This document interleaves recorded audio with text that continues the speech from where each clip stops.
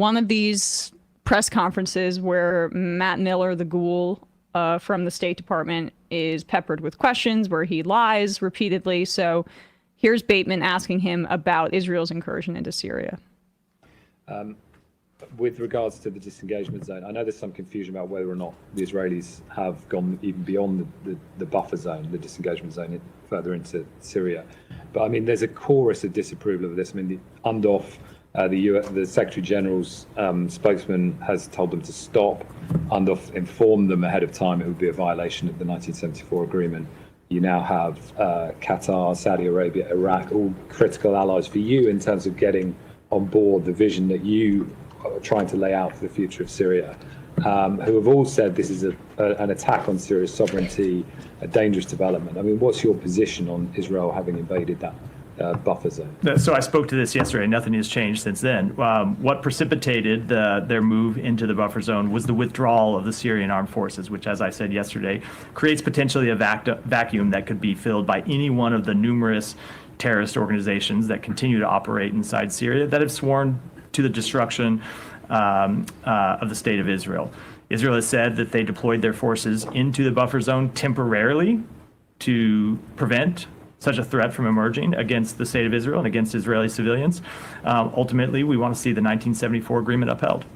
I mean, do you not worry this just further erodes the importance and value of international law? I think it's important that the step that they have taken has remained temporary. Okay, and I mean, on those Golan, I mean, the Golan Heights, the occupied Golan Heights, is absolutely littered with the remnants of Syrian villages, of homes from 1967 and demolitions that took place. I mean, many thousands of people were expelled or forced to flee.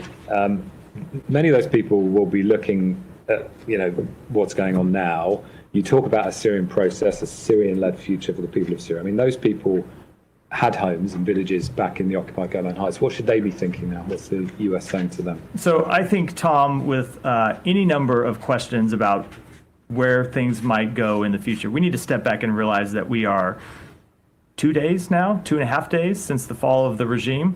And before we start making grand pronouncements about how things are going to proceed in the future, it's important to remember that we are in early days. We are just beginning to have conversations with partners in the region about the path forward and trying to get partners to align around principles that we think are So important. let the bombs fly, Israel. Yep. Early days. All right, we'll give him a second more. I want to just see if there's any more BS for us to debunk.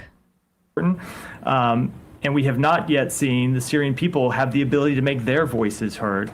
So before we start to get into too far down the road, I think it's important to let the process play out a little bit further. I just say that, I mean, you talk about pronouncements, but they will say you've already made a pronouncement about the occupied Golan Heights because you've said you recognize Israel's presence there. This is an action that was taken by the government of the United States years ago with respect to anything over the last few days. I think it's important to let the dust settle a little bit. Yeah. While the facts on the ground get established. So it's interesting that he says he wants to return to the 1974 agreement. I think that's the one that he outlined there. You actually don't, because the administration could have taken that action and reversed what Donald Trump did when he was in office, which is that he recognized formally, and he bragged about this as a gift to his mega donor, Zion Adelson. He recognized the illegally occupied Golan Heights, the territory that is legally Syria's, but Israel has been occupying for decades, as a part of Israel, which is not true. International law is quite clear on this front. They could have reversed that decision, but they chose not to. So hired to actually recognize the 1974 agreement, which, basically was a peace agreement between the two parties, but Israel is how that was current. We know what this is. It is a land grab. It is a colonization in the modern sense. And frankly, I am so sick of hearing these ghouls speak in this manner because you would never hear this about Ukraine. Ukraine's territorial sovereignty needs to be protected. Their integrity and the boundaries of their state need to be protected. It's an outrage that